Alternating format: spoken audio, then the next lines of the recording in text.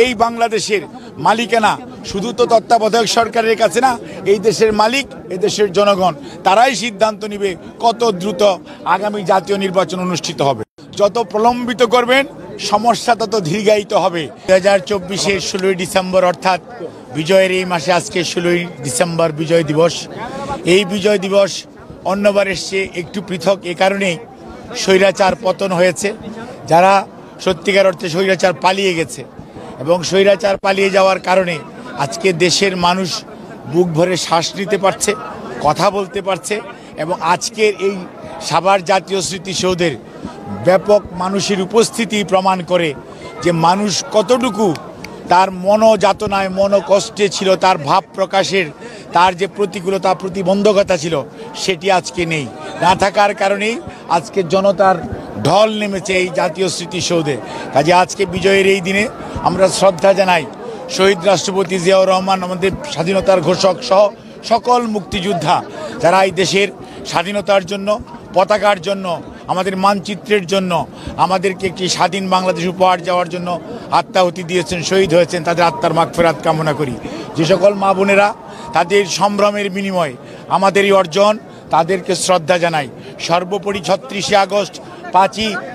36শে July 5ই August করতে যে বিগত 15.5 বৎসর এবং গত 1.5 মাসে যে হাজার হাজার নেতাকর্মী শহীদ হয়েছে, শাহাদত বরণ করেছে ছাত্র জনতার আন্দোলনেও, তাদের সবাইকে আমরা শ্রদ্ধার সঙ্গে স্মরণ করি।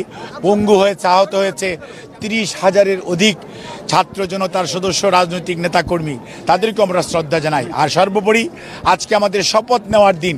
যে কারণে স্বৈরাচার পালিয়ে গেল, যে কারণে দেশের মানুষ আজকে এই বাঁধ ভাঙা স্রোতের মতো এই জাতীয় স্মৃতিসৌধ অর্থাৎ গণতন্ত্রের পাদপীঠ, স্বাধীনতা সার্বভৌমত্বের পাদপীঠে সমবেত হয়েছে, তার একটিমাত্র কারণ জনগণ তার অধিকার ফেরত চায়, জনগণ তার অধিকার প্রয়োগ করতে চায়, জনগণ তার দেশের মালিকানা চায়।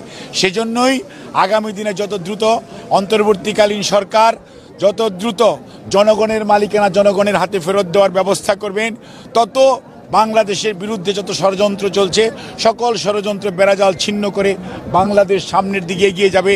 এবং আজকে যে আমরা নতুন বাংলাদেশের স্বপ্ন দেখছি, সেই নতুন বাংলাদেশ গড়ে উঠবে জনগণের নির্বাচিত আগামী দিনের প্রতিনিধি। তারাই সিদ্ধান্ত নেবে বাংলাদেশ কোন দিকে যাবে, বাংলাদেশের আগামী ভবিষ্যৎ কি হবে। প্রধান উপদেষ্টা তারপরেও গত 4 মাস যাবৎ বলার পরেও আজকে যেহেতু উনি এই কথাটি বলেছেন, এজন্য ধন্যবাদ দিতেই হয়। বাট তারপরেও আমরা বলবো যত প্রলম্বিত করবেন সমস্যা তত দীর্ঘায়িত হবে।